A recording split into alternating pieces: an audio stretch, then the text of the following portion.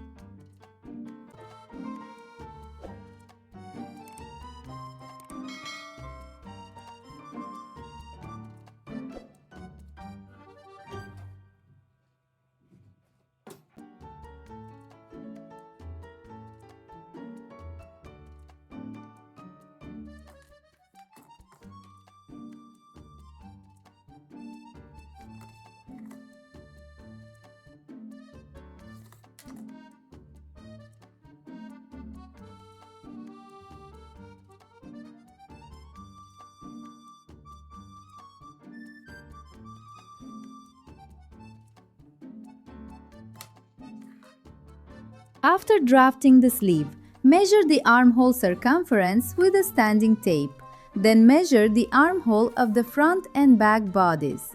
The sleeve cap circumference should be 2 to 4 centimeters larger so that during sewing you can ease the sleeve cap and achieve a better looking sleeve. You can also draft both measurements the same, but in that case the sleeve will not have any ease.